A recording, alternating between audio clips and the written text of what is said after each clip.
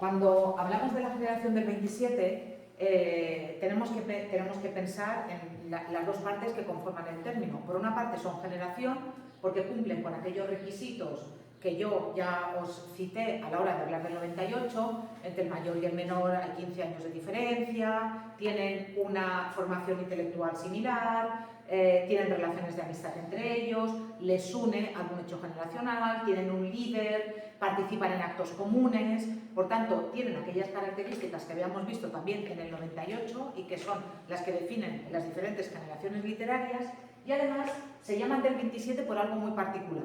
Mirad, aquí tenéis una foto y en esta foto están la mayoría de los integrantes hombres, luego hablaremos de las mujeres, la mayoría de los integrantes hombres del grupo del 27. Y justamente del acto en el que se reúnen y en el que se toma esta foto es de donde viene el nombre.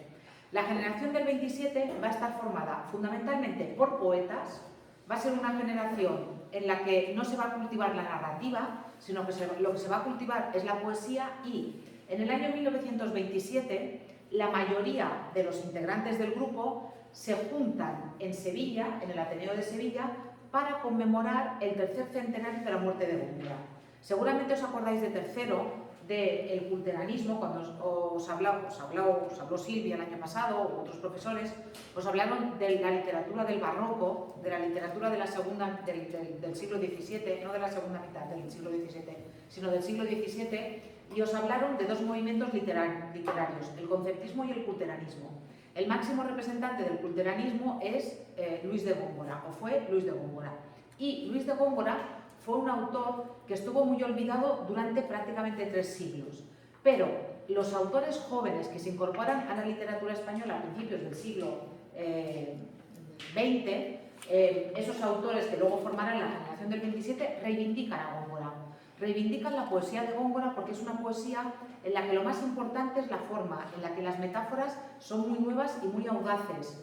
Y entonces ellos se reúnen en este acto en el Ateneo de Sevilla justamente para reivindicar la figura de Góngora, y allí están la mayoría.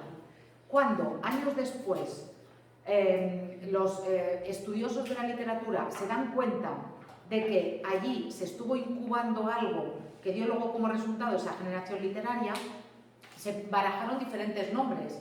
Se barajó el nombre de generación del 25, porque en torno a 1925 todos comienzan a publicar alguna obra importante. Se barajó también el nombre de generación de poetas profesores, justamente porque todos eran poetas y además la mayoría eran profesores. Se barajó también el nombre de la generación de la amistad, porque todos tenían muchas relaciones justamente de amistad. Pero el nombre que más triunfó, o el nombre que triunfó finalmente, fue el nombre de generación del 27, que toma justamente el grupo del acto en conmemoración del tercer centenario de Góngora, que fue cuando se reunieron. Algo que es muy importante, y es que, bueno, como veis aquí no hay mujeres, porque ya sabéis que las mujeres durante siglos hemos estado apartadas de toda esfera pública, pero a pesar de que cuando hablamos de la generación del 27 citemos el nombre de los 8 poetas mayores, los que tenéis aquí, Pedro Salinas, Jorge Guillén, Gerardo Diego, Ramos Alonso, Federico García Lorca, Vicente Aleixandre, Rafael Alberti y Luis Cernuda, junto a ellos hay otros autores de menor importancia, y también hay un grupo muy importante de mujeres a las que se conoció con el nombre de las sin sombrero, o a las que se conoce ahora con el nombre de las sin sombrero, porque algunas de ellas en el año 33 cometieron la osadía de salir a la calle sin sombrero, y entonces las mujeres tenían que llevar el pelo tapado o la cabeza cubierta en España. Entonces, como esas mujeres se atrevieron a salir por la Puerta del Sol con la cabeza descubierta, en fin, las insultaron, les tiraron piedras, bueno, se montó un pequeño escándalo, y cuando más adelante, ya con la llegada de la democracia, se ha reivindicado la figura de esas mujeres, se las ha llamado las sin sombrero. Tenéis un vídeo en el apartado de actividades, las evaluables, no, las actividades de refuerzo, tenéis un vídeo en el que justamente se repasa la vida y la obra de algunas de estas mujeres. Las hubo que fueron filósofas, por ejemplo María de Zambrano. Las hubo que fueron escritoras, Josefina de la Torre, Rosa Chacel y María Teresa León. Pero también las hubo que fueron pintoras y escultoras, pues por ejemplo Maruja Mayo, bueno, las veréis. Entonces, es muy interesante porque estas mujeres, que repito, habían estado orilladas por sus propios compañeros, pero naturalmente también por el franquismo, pues poco a poco están siendo, no redescubiertas, pero sí que están siendo reivindicadas, y ya veréis que no solamente se ha hecho este documental, el primero, sino que creo que ya van por el tercero, que justamente está rescatando a estas mujeres que pertenecieron a la generación del 27 y a las que la historia de la literatura ha hecho así, vosotras no sois importantes, quita bicho que tú eres mujer, entonces si eres mujer estás para otras cosas y no estás para hacer literatura. Sí, entonces muy importantes también esas figuras. Aquí lo tenéis en la actividad de refuerzo número 7, el vídeo. Bueno, ¿qué característica fundamental tienen los del 27? Los del 27 tienen una característica fundamental que es absolutamente definitoria y que es absolutamente diferente de las características de otros movimientos literarios, y es que ellos no rechazan lo anterior. No sé si recordáis, pero los románticos iban en contra de los del neoclasicismo. Los autores realistas en contra de los románticos. Los autores modernistas en contra de los realistas. Los autores vanguardistas en contra de los anteriores. Pero los autores de la generación del 27 consideran que ellos lo que tienen que hacer es sumar a la literatura más vanguardista, porque les encantan las vanguardias, sumar a la literatura más vanguardista la literatura clásica o tradicional española, que también les fascina. Ellos dicen, ¿por qué tengo que renunciar a Bécquer? Porque me gusta el surrealismo. Puedo mezclar, puedo hacer una combinación y puedo escribir, por ejemplo, un soneto que sea absolutamente tradicional en la forma, pero que sea absolutamente moderno en el contenido. O al revés, puedo tratar un tema muy clásico utilizando el verso libre. Entonces, si hay una característica que defina perfectamente a la generación del 27, es justamente esta que tenéis aquí, la suma en su literatura de la tradición española, la literatura tradicional española, con la literatura más vanguardista. De hecho, a uno de estos autores, que es a Vicente Aleixandre, en el año 1977 le dan el Premio Nobel de Literatura.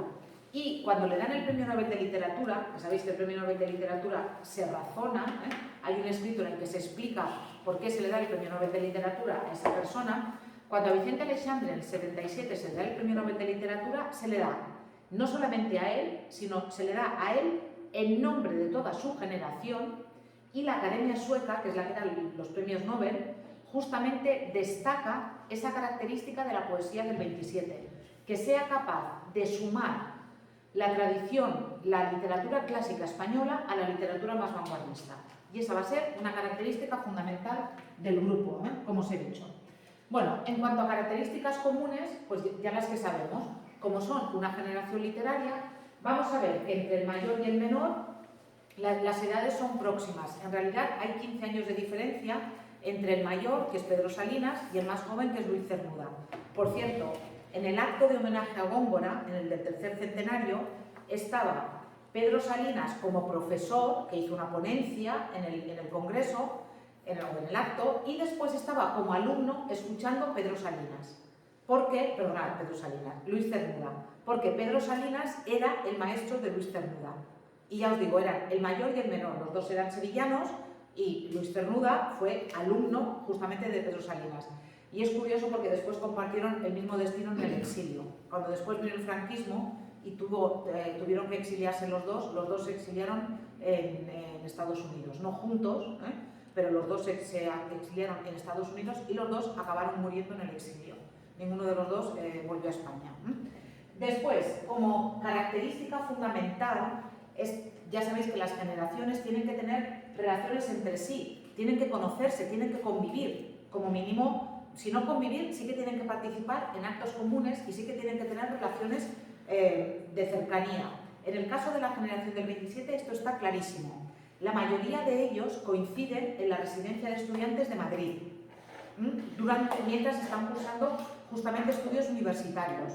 Y allí no solamente coinciden entre ellos, sino que coinciden también con Juan Ramón Jiménez, que aunque sea profesor de la universidad, también está viviendo en la residencia, en un apartado que había para profesores, y que va a ser el líder del grupo, pertenece a una generación anterior, es mucho mayor, pero es el líder, se puede considerar el padre espiritual del grupo del 27, Y además también van a coincidir allí con el pintor Dalí, con el músico Manuel de Falla, y también van a coincidir allí con el cineasta Luis Buñuel. ¿Os acordáis que el otro día os hablé de Luis Buñuel, el autor de aquel cortometraje surrealista, el del perro andaluz, el del corte en el ojo de la mujer? ¿Os acordáis? Vale, pues coinciden allí. Y no solamente coinciden, sino que el intercambio también que hay entre ellos, por ejemplo, en un momento dado, Manuel de Falla escribe la música de una ópera. Lorca le pone el libreto, la letra a la ópera. Dalí pinta los decorados.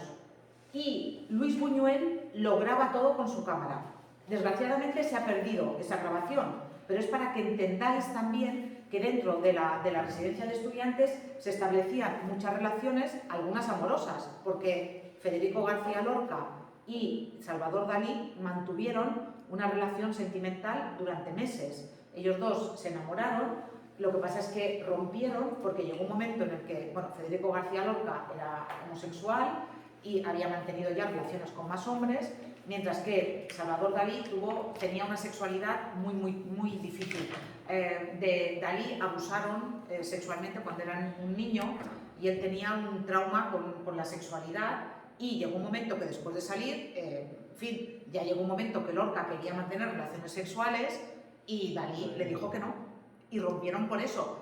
Un poco más adelante, Salvador Dalí se casó con una mujer y parece ser que con esta mujer no mantenía relaciones sexuales, sino que ella mantenía relaciones sexuales con otros hombres y Dalí los veía y se masturbaba mientras veía a su mujer con otro, porque eso era lo que le producía placer. De hecho, uno de los cuadros más famosos de Dalí se llama El Gran Masturbador y justamente habla de eso.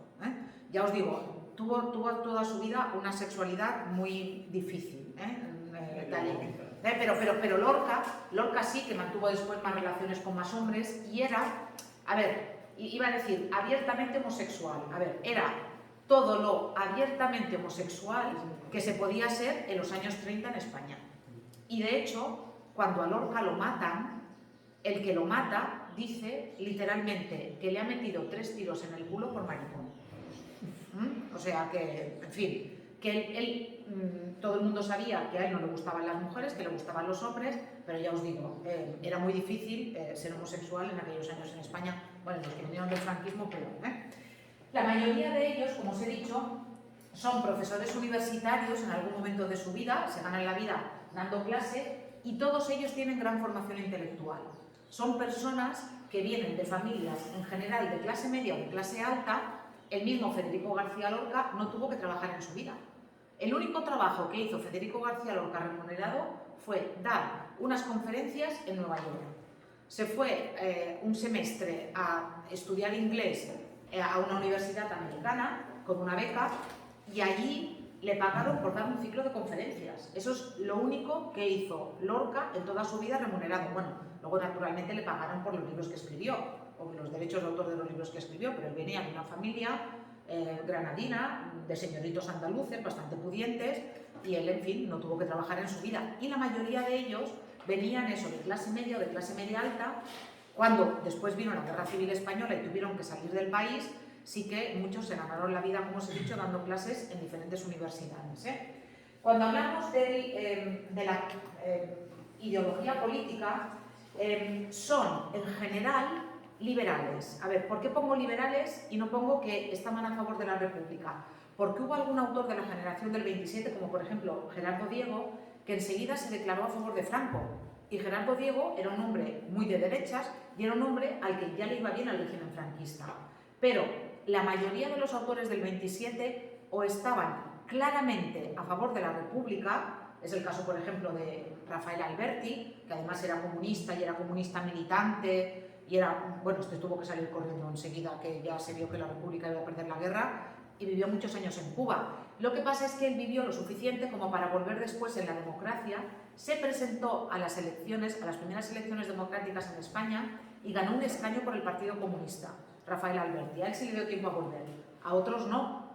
Y esos los había, como os he dicho, como Rafael Alberti, que estaban claramente a favor de la República, pero los había que no. Por ejemplo, Federico García Lorca fue una persona que nunca se manifestó abiertamente a favor de la República, pero sí que era un hombre que era liberal, es decir, era un hombre que estaba a favor de la libertad en todos los órdenes de la vida. Entonces, con el franquismo no lo hubiera ido bien, ¿eh?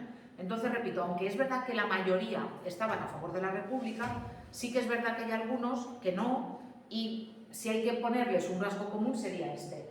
¿Qué ocurrió? Dejad los móviles, por favor. ¿Qué ocurrió con ellos durante o después de la Guerra Civil? Tenéis que pensar que cuando hablamos de la generación del 27, normalmente se distinguen tres etapas en su creación. Hay una primera etapa en la que les gusta mucho la poesía pura, la poesía que es juego, la poesía que es experimentar con el lenguaje. Cuando las cosas se ponen muy feas en España y la República tiene muchos problemas y se acerca la Guerra Civil, y también durante la Guerra Civil, van a hacer una poesía que se va a llamar una poesía rehumanizada. Una poesía en la que van a cultivar muchos el surrealismo, y lo que van a hacer es una poesía muy centrada en preocupaciones humanas. Después, cuando viene la Guerra Civil y la República pierde la Guerra Civil, va a haber algunos que van a morir. Es el caso, por ejemplo, de Lorca, al que matan al principio justo de la Guerra Civil Española. Otros se van a tener que exiliar, lo que os he dicho, por ejemplo, de Luis Cernuda, de Pedro Salinas, o lo que os he dicho, por ejemplo, también en el caso de Rafael Alberti. Y otros se van a quedar en España, como Gerardo Diego, al que ya le va bien el régimen franquista, y algunos de los que se quedan en España, como por ejemplo Damaso Alonso o Vicente Aleixandre, van a vivir lo que se llama el exilio interior. ¿Eso significa qué? Significa que van a estar en España, pero que no van a tener ni la libertad de escribir lo que quieren escribir, ni la fuerza de hacerlo, y que siempre van a tener muchos problemas y van a estar muy mirados por el régimen porque no son abiertamente franquistas. Y ya veréis, ya os lo explicaré cuando lleguemos al tema siguiente, que sobre todo en los primeros años del franquismo o estabas declaradamente a favor de Franco o estabas en contra. Eso es lo que entendía el régimen. Y si no te manifestabas, el régimen entendía que estabas en contra. Pero eso lo explicaré en el próximo tema, ¿eh?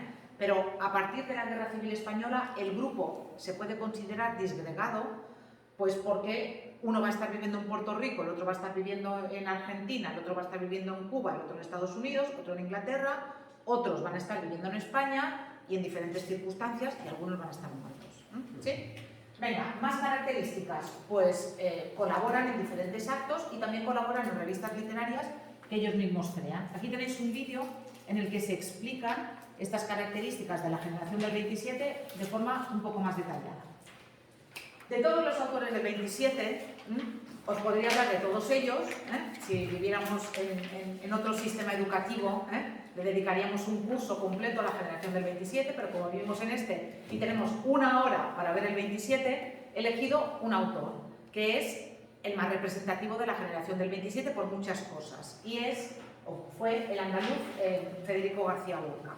Mirad, Federico García Lorca, si veis, nació en el 98, en 1898, y murió en 1936, es decir, murió con 38 años.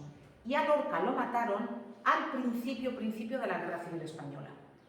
Lo más curioso es que cuando Franco da el golpe de Estado, Lorca está montando la última obra de teatro que escribió, que fue La casa de Bernarda Alba. Y tiene que paralizar el rodaje, y la actriz que iba a representar el papel fundamental en La casa de Bernarda Alba, que fue una actriz importantísima durante la República, que era Margarita Xirgu, compra billetes para ella y para él para irse a América. Y Lorca está a punto de salir hacia Lisboa, porque el barco que iba hacia América partía de Lisboa. Lorca está a punto de salir hacia Lisboa y de Lisboa irse hacia América, pero le dicen que en su casa, que en Granada, las cosas no están muy bien, y él, bueno, la madre de él ya es viuda, el padre de él ha muerto, él tiene madre y 2 hermanas, y él decide ir a Granada para ver cómo están las cosas en su casa. Entonces, cuando él llega a Granada, resulta que lo están buscando. Y se va a casa de unos amigos pensando que allí lo van a proteger, que allí va a estar protegido, porque además sus amigos eran falangistas, y aprovechando que los amigos falangistas están en una misión de 2 días fuera, otros falangistas lo cogen, se lo llevan, le hacen un simulacro de juicio y una madrugada, 3 días después, a principios de agosto, lo matan y todavía está enterrado en algún sitio que no se sabe. El cadáver de Federico García Lorca todavía no se ha recuperado. Fijaos, todo esto ocurre a principios de agosto. Franco da el golpe de Estado, ¿os acordáis de las bicicletas son para el verano?, el 18 de julio del 36. Lo de la muerte de Lorca, lo del asesinato de Lorca, es un toque de atención, porque la popularidad de Lorca era inmensa en aquella época. Era el escritor español más conocido dentro y fuera de nuestras fronteras. Y a mí, hoy en día, no se me ocurre nada más que equipararlo a un futbolista. Porque la fama que tenía Lorca era tan grande que cuando mataron a Lorca, la idea fue, si se han atrevido con Lorca, se atreven con cualquiera. Y eso fue una especie de llamada, porque, bueno, y además se cuenta, y yo creo que es verdad, por diferentes testimonios, que mataron a Lorca sin que Franco lo supiera. Y que cuando Franco se enteró de que habían matado a Lorca, Franco se enfadó muchísimo, montó en cólera de hecho. ¿Por qué? Porque Franco quería vender en el extranjero que lo suyo no iba a ser una dictadura, sino que iba a ser una dicta blanda, que España era un caos y que él venía aquí a poner orden. Pero Franco no quería vender la idea, ¿eh? Otra cosa es que tuviera esa idea, que no la tenía, yo os digo que no, pero él quería vender la idea de que él lo que venía era a poner orden y que en cuanto pusiera orden, él se retiraría de esto, de España. Pero claro, eso no casaba nada con que en el extranjero supieran que habían cogido a Lorca y que lo habían matado. Y entonces hay muchas teorías sobre por qué mataron exactamente a Lorca, pero algunas tienen que ver con tierras, con que había allí un problema con tierras en Granada, también con el hecho de que él era tan popular, con el hecho de que era homosexual. En fin, hay muchas razones, probablemente nunca sabremos cuál es, y tampoco sabremos si alguna vez se encontrará el cadáver de Lorca. Lo han buscado en diferentes ocasiones, donde personas que estuvieron por allí cuando lo mataron dijeron que lo habían enterrado, pero no lo han encontrado nunca. Pero ya os digo, lo mataron con 38 años y a saber qué habría sido de lo que él hubiera escrito si hubiera continuado escribiendo hasta los 70 o hasta los 80, hasta una edad mayor. ¿Qué ocurre con Federico García Lorca? Él se va a dedicar fundamentalmente a dos géneros. Él va a ser primero poeta y luego va a dedicar cada vez más tiempo al teatro. En su poesía se distinguen dos etapas. Él tiene una primera etapa que es más folclórica, que es la etapa del romancero gitano. El romancero gitano, que él lo publica en el año 25 y que le va a dar una fama inmensa. Yo no sé si os suenan unos versos en castellano que dicen verde que te quiero verde, verde mirto, verde rama. Seguramente os suenan porque se han hecho hasta versiones musicales. Estos versos son de Federico García Lorca. Mirad, Lorca, si se distingue por algo, es porque en sus obras poéticas, pero también en sus obras teatrales, está siempre al lado de los que sufren, al lado de las minorías. Cuando él se va a Estados Unidos, su poesía va a enfocar a los negros, a la minoría negra de Nueva York. Cuando está en Andalucía, su foco va a estar centrado en los gitanos. Y cuando escriba teatro, su foco va a estar centrado en las mujeres. Él va a decir, o él va a pensar, en España, ¿quién es el grupo más numeroso que vive en una situación de papel secundario, somos como subsidiarios de los hombres, las mujeres? Y entonces cada vez más va a dedicar su teatro a la figura femenina, después os mostraré cómo. Respecto de la poesía, ya os he dicho que tiene una primera etapa, que es esta primera etapa más folclórica, más centrada en temas andaluces, y después va a tener una segunda etapa que a mí es la que más me gusta, que es la etapa surrealista. Cuando Lorca rompe con uno de sus novios que tuvo, con un escultor, en el año 1929, pues Lorca hizo lo que hace la gente que tiene dinero. Rompes con tu novio o con tu novia y te vas de viaje. Porque parece que si te vas de viaje, en fin, como que la mente pues piensa en otras cosas y no paseas por los mismos sitios por donde paseabas con tu pareja y no recuerdas esas cosas. Eso solamente lo pueden hacer los ricos. Y eso es lo que hace Lorca. Lorca rompe con este escultor y entonces Lorca se va a Estados Unidos en el año 1929, a Nueva York, con tan mala suerte que a alguien le suena lo que pasó en Nueva York en el año 1929. El crack de la bolsa de Nueva York, cuando se hunde por completo la economía americana, la gente se tiraba de los rascacielos, se suicidaban, había unas colas del hambre terribles, porque se hundió por completo la economía de Estados Unidos. Las crisis de ahora son de risa al lado de lo que se vivió allí. Que resulta que Lorca se va a Nueva York a olvidarse de sus problemas y se encuentra una Nueva York que lo que hace es que lo hunde todavía más. Y entonces, Poeta en Nueva York va a ser un libro muy triste, va a ser un libro muy pesimista, pero va a ser un libro que desde el punto de vista del estilo de Lorca va a suponer un paso de gigante, un salto de gigante en comparación con el romancero gitano. Va a abandonar ese tono folclórico andaluz y se va a centrar o va a hacer un tipo de poesía moderna que él dice que es escritura automática, pero que no es cierto. ¿Os acordáis de lo que era la escritura automática? Que me pongo en el papel y lo primero que se me viene a la cabeza es lo que escribo y es lo que publico. No es cierto. Eso es lo que dice Lorca que hace. Pero luego cuando se encontraron los manuscritos de los textos de Lorca, se vieron que estaba rehecho, retocado, flecha para arriba, flecha para abajo, tachón. O sea que a lo mejor él lo escribió de una sentada. A lo mejor sí se puso delante del papel y dijo, voy a escribir sobre el amanecer en la ciudad de Nueva York. Es decir, voy a escribir sobre la aurora de Nueva York. Aurora es amanecer, Y voy a escribir lo primero que me venga a la cabeza. A lo mejor sí hace eso, pero luego lo que hace es que revisa, retoca, hasta que nos encontramos con poemas tan magníficos como este de aquí. Este poema lo tenéis aquí arriba, musicado, a los que sois un poquito de más edad, os sonará Loquillo, un músico español catalán muy conocido. Tiene 3 discos en los que musica canciones de poemas muy conocidos a los que les pone música. Y uno de estos poemas es La aurora de Nueva York. Si leéis este texto, vais a ver cómo en todo el texto, pero en todo el libro, en todo el Poeta en Nueva York, Lorca contrapone la civilización, los rascacielos, los coches, la velocidad, las máquinas, los números, la bolsa. Tiene un poema, por ejemplo, dedicado a Wall Street, con la naturaleza.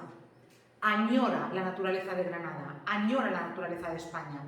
Porque además cuando él habla de la naturaleza, en este caso, en Nueva York, va a hablar siempre de naturaleza muerta, de insectos pisoteados, de niños a los que las monedas les taladran, de palomas que chapotean en aguas podridas. Porque para él la ciudad de Nueva York supone todo lo que aniquila lo bueno del ser humano. Y para él lo bueno del ser humano está unido a la naturaleza. Ya os digo, volvió de Nueva York peor de lo que había ido. Bastante peor de lo que había ido. O sea que tampoco le funcionó lo de me voy de viaje. A lo mejor se hubiera quedado en España y a lo mejor le habría ido mejor, no lo sabemos. Respecto al teatro, es cierto que él desde muy pequeño escribió obras de teatro, pero a medida que se fue haciendo mayor, bueno, si se puede considerar que una persona que muere con 38 años se hace mayor, a medida, digamos, que se fue haciendo adulto, fue cultivando cada vez más el teatro. ¿Por qué? Porque consideraba que el teatro era el género más adecuado para mostrar comportamientos incorrectos y que los espectadores pudieran ver qué es aquello que tenían que cambiar o qué es aquello que no estaba bien. Él pensaba que el teatro influía muchísimo más directamente en la gente y animaba más a la gente a cambiar que la poesía, que al final la poesía es un acto más íntimo. Tú coges un libro y lo lees y encima los que leen poesía son menos que todavía que los que van al teatro. Entonces sí que es verdad que él cultiva en una primera etapa obras juveniles, va a tener una segunda etapa absolutamente vanguardista, con obras que son prácticamente imposibles de representar, y lo más interesante de su producción va a ser lo que se conoce como obras de la trilogía, porque son 3 obras trágicas, o tragedias rurales, se las llama de las 2 maneras, y son 3 obras centradas fundamentalmente en las mujeres y en los problemas o en las cuestiones que afectan a las mujeres.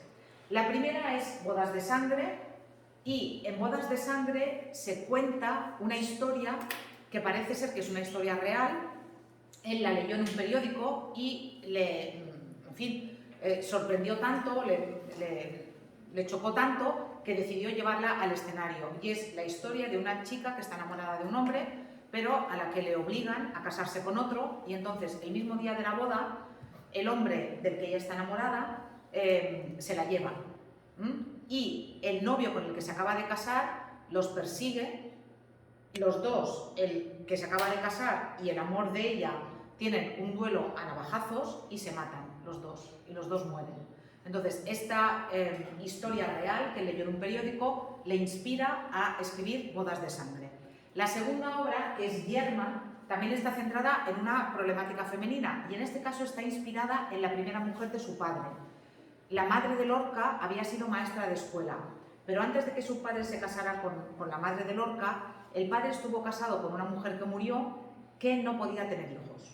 Imaginaos, si hoy en día es un drama para una mujer no poder tener hijos, para una mujer que los quiera tener, imaginaos lo que era en aquella época, cuando el único papel de la mujer era casarse y tener hijos.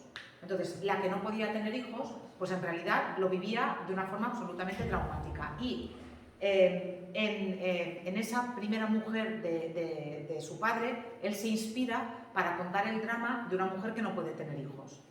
La última obra de esta trilogía trágica de Lorca, que es la mejor, no la pudo ver estrenada, porque Lorca murió antes de que se estrenara la obra, y es La casa de Bernarda Alba. Y otra vez, La casa de Bernarda Alba está inspirada en un hecho real. En una de las casas que tenía la familia de Lorca, en un pueblo de Granada, esa casa compartía pared en un patio con la casa de una mujer que era viuda y que tenía 5 hijas. Y llevaba a sus hijas con una mano de hierro, no las dejaba salir a la calle solas, no podían acercarse a ninguna otra chica, evidentemente a un chico menos, y eran 5 hijas solteras porque la madre no dejaba ni que fueran libres, ni que salieran con nadie, ni nada. Entonces, a partir de esta historia real, Lorca inventa una historia ficticia, que es la de estas 5 hermanas que viven bajo el yugo opresor de esta madre, de Bernarda Alba, que, atención, de estas 5 hermanas, 3 están enamoradas del mismo hombre. Él se va a casar con la mayor, que es la que va a heredar, pero en realidad mantiene relaciones sexuales con la pequeña, que es la que le gusta. Entonces os podéis imaginar que hay un drama terrible, no os voy a contar cómo acaba, por si queréis ver la película, hay una muy buena versión, o por si algún día tenéis que leer la obra. Pero es una magnífica obra de teatro. Y es muy curioso porque hay quien ve en esa obra como si fuera una premonición de lo que pasaría después en España. Es muy fácil decir que Bernarda Alba es como Franco y que las hijas de Bernarda Alba son como el pueblo español, como la gente que vivía en España durante el régimen franquista. Ya os digo, es la mejor obra de Lorca, desgraciadamente no la pudo ver representada, y después tenéis que pensar otra cosa que es muy importante. Las obras de Federico García Lorca no se pudieron representar en España hasta que vino la democracia, porque tenéis que pensar que estos autores que sufrieron los rigores del régimen franquista estaban prohibidos. No se podía ir a una librería y comprar un libro de Lorca. No se podía ir a un teatro a ver representada una obra de Lorca, porque el régimen franquista se encargaba también de la muerte literaria de esos autores, de que esos libros estuvieran prohibidos. Y llegaban a España de contrabando.